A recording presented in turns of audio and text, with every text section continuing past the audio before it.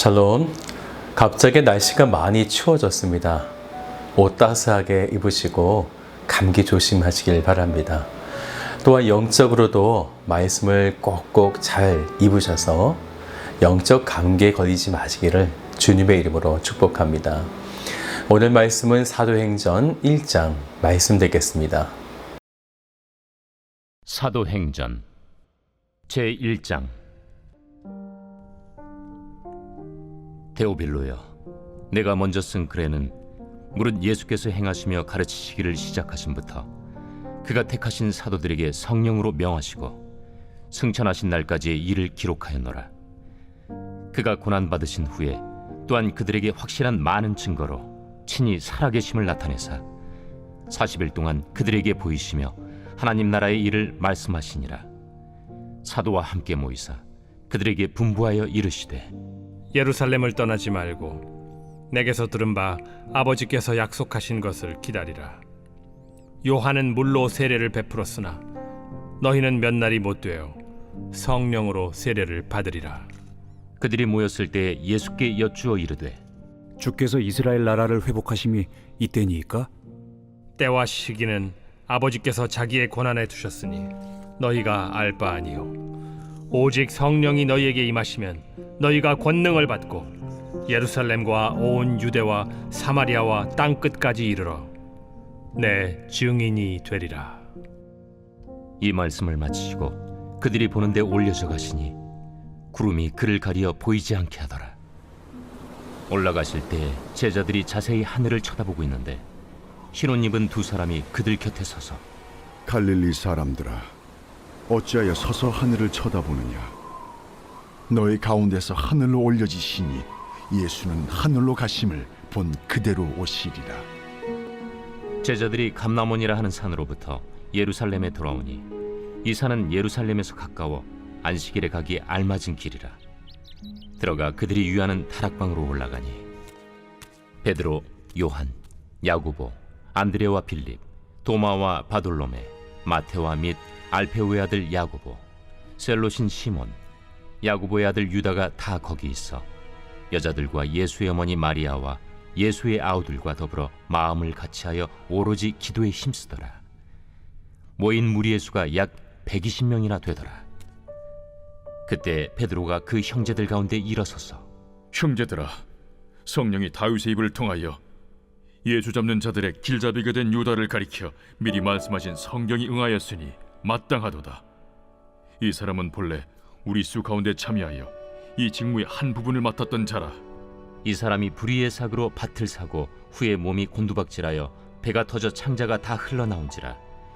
이 일이 예루살렘에 사는 모든 사람에게 알려져 그들의 말로는 그 밭을 아겔다마라 하니 이는 피밭이라는 뜻이라.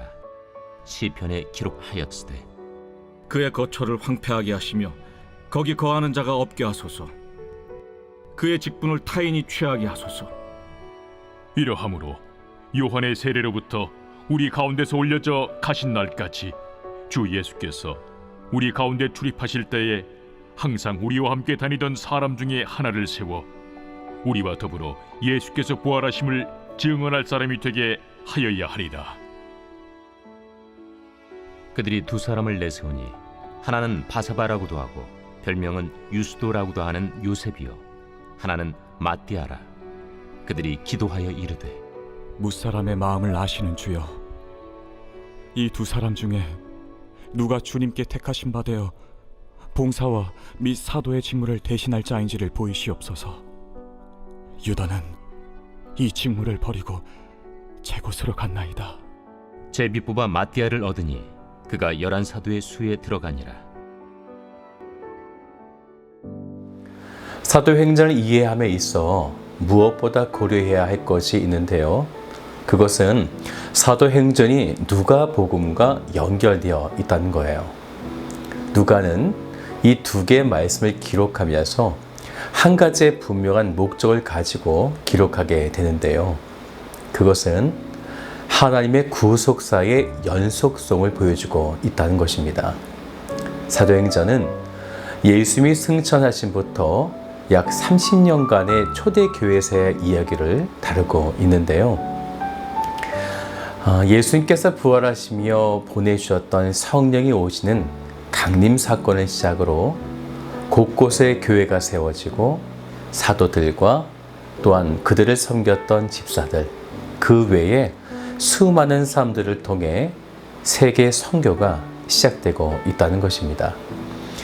그래서 하나님의 구속사의 연속이라고 하는 부분을 생각해 볼 때 구약에서는 끊임없이 하나님이 사람들과 언약을 맺으시며 구속의 은혜를 베푸셨고, 신약에서는 예수님을 통해 그리고 예수님이 승천하신 이후부터 지금까지 성령을 통해 구속사가 연속성을 가지고 계속 진행되고 있다는 것입니다. 이것을 성전이라는 부분과 연결해서 보아야 하는데요. 구약에서는 하나님이 성전을 통해 사람들을 회개시키며 구속하셨다면, 신약에서는 참 성전 대신 예수님이 직접 사람들을 만나시면서 그들을 구속하시게 되었습니다. 그러면 예수님이 승천하신 이후에는 어떻게 되었는가?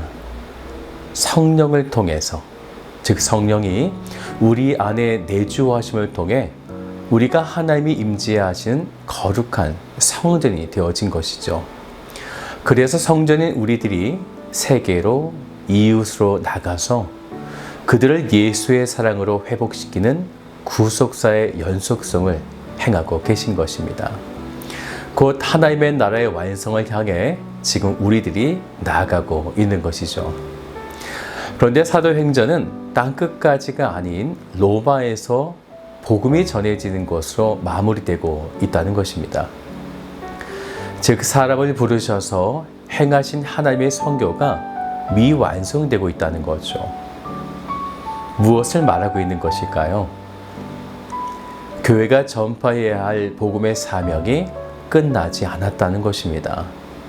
땅끝까지라는 것은 이후에 세워질 교회들에게 맡겨두고 계신 것입니다. 이것을 생각해 보면 지금 우리 교회가 무엇을 해야 하는가? 너무나 그 목적이 명료해집니다. 복음 전파이죠. 지금 우리 교회도 화요일, 목요일, 토요일, 주일에는 홍대 센터처치에서 전도를 하고 있고요. 또한 수요일, 목요일, 주일에는 서울중앙교회에서 이렇게 총 7번의 전도를 하고 있습니다. 말씀을 묵상하면서 주의 복음을 전하는 사역이 얼마나 감사한가, 정말 온 성도가 복음을 전하는 이 사역에 함께 했으면 좋겠습니다. 이제 사도행전 1장에서의 시작을 이렇게 하죠. 2절을 보세요. 그가 택하신 사도들에게 성령으로 명하시고. 누가 복음을 전하는가? 누가 구원을 얻게 되는가? 택하신 자입니다. 예수님은 그가 택하신 사도들에게 성령으로 명하시게 됩니다. 그러면 무엇을 명하셨을까요? 그 명을 받기 위해 예수님은 제자들에게 이렇게 당부하시죠. 4절을 같이 볼까요? 사도와 함께 모이사 그들에게 분부하여 이르시되 예루살렘을 떠나지 말고 내게서 들은 바 아버지께서 약속하신 것을 기다리라. 사랑하는 여러분, 기다리라 라는 거죠. 곧 약속하신 성령이 오실 때까지 너희들은 지금 기다려라 라는 것입니다. 복음을 전파할 때, 또한 교회를 세워나갈 때 가장 중요한 것을 말씀하고 계신 것입니다. 그것은 먼저 성령이 임해야 된다라는 거죠. 우리는 성령의 내주하심을 통해 주의 성전이 되어집니다. 곧 우리가 세상 속에 나아갈 때 우리의 능력으로 나아가는 것이 아니라 하나님이 임재하시는 거룩한 성전을 통해 우리가 나가야 한다라는 것이죠. 그리고 그 성전에 잃어버린 자들을 들어오게 만들면 이제 두세 사람이 모인 그곳이 교회가 되게 하여 주신 것입니다. 그렇게 예수님은 성령으로 명하시게 되는 것이죠. 기다려라. 성령을 통해서 행하라 라는 것입니다. 곧 성령이 임재하심 속에, 그분의 다스림 속에 우리가 걸어가야 하고 전도해야 하고 교회를 세워가야 한다는 것입니다. 성령을 받기 전에 우리가 한다. 이것은 곧 교만이 될 수 있습니다. 이에 예수님은 온 유대와 땅 끝까지 이르러 예수님의 증인이 되라고 말씀하시면서 이제 하늘로 승천하시게 됩니다. 놀라운 것은 바로 이때부터이죠. 예수님이 말씀하신 성령, 그러면 도대체 성령은 어떻게 임하시는가, 어떻게 임재함을 우리가 받을 수 있는가입니다. 놀랍게도 그분이 선택한 사람들에게 동일하게 나타나는 마음, 동일하게 나타나는 행동이 있었다라는 것입니다. 사랑하는 여러분, 어떻게 동일할 수 있었을까요? 성령의 작업입니다. 예수님의 승천을 바라본 이후에 그들은 13절을 보세요. 들어가 그들이 유하는 다락방으로 올라가니 하면서 예수님의 제자들, 그리고 14절을 보면 여자들과 예수의 어머니 마리아와 예수의 아우들과 이렇게 한 곳에 모이기 시작한 거죠. 그렇게 모인 사람이 얼마큼 되었는가? 약 120명쯤 된 엄청난 사람들이 이 좁고 좁은 다락방에 모여 있는 것입니다. 사랑하는 여러분, 모여서 무엇을 했을까요? 우리는 지금 예배를 마친 후에 목장 예배로 모이고 있습니다. 모여서 우리가 무엇을 하는 것일까요?